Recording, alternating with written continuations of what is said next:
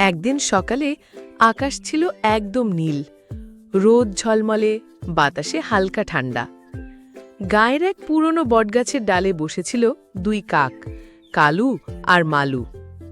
দুজনেই খুব ক্ষুধার্ত ছিল, অনেকক্ষণ ধরে কিছু খুঁজে পাচ্ছিল না। ঠিক তখনই রাস্তার পাশে একটা ছোট্ট ছেলে মেয়ে বিস্কুট আর রুটি খাচ্ছিল। হঠাৎ একটা রুটি হাত থেকে পড়ে গেল। কালু কাক সেটি দেখে সঙ্গে সঙ্গে ঝাঁপ দিল, কিন্তু মালু কাকও তা দেখে ফেলেছে। দুজনেই রুটির টুকরো মুখে ধরে টানাজানি শুরু করল।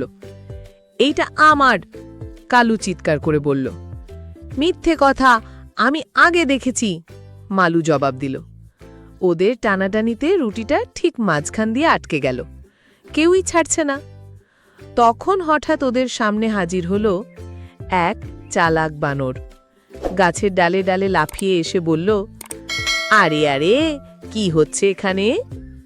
কাক দুজন একসাথে বলল, আমরা দুজনেই রুটি পেয়েছি, এখন ঠিক করতে পারছি না কে খাবে।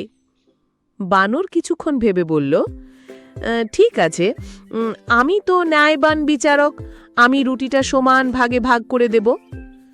দুই কাক খুশি হয়ে বলল, তাহলে দাও দাও, ভাগ করে দাও। বানর রুটিটা মাঝখানে ভেঙে দুই ভাগ করল, কিন্তু ইচ্ছা করে এক টুকরো একটু বড় রাখল। তারপর বলল, উফ, এক টুকরো তো বড় হয়ে গেছে, একটু কামড়ে খেয়ে সমান করি। সে কামড়ে দিয়ে ছোট করল, কিন্তু এবার উল্টো দিকটা বড় হয়ে গেল। সে আবার বলল, আহা, এবার তো এটা বড়, এবার এটাকেই ছোট করি। এইভাবে বানর এক কামড়, দু কামড়, তিন কামড়ে রুটির দুই ভাগেই খানিক করে খেতে লাগল। কাক দুজন হতবাক হয়ে সব দেখছে। শেষে আর কিছুই রইল না।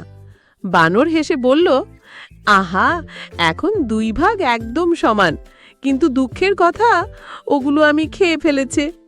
আর বলেই গাছে উঠে দৌড়। দুই কাক তখন একে অপরের দিকে তাকিয়ে বলল, আমরা যদি একসাথে ভাগ করে খেতাম, তাহলে অন্তত কিছু তো খেতে পেতাম। নৈতিক শিক্ষা: ঝগড়া করলে দুজনেরই ক্ষতি হয়, আর তৃতীয় কেউ সুযোগ নেয়। একতা থাকলে সবারই উপকার, আর লোভ করলে কিছুই থাকে না।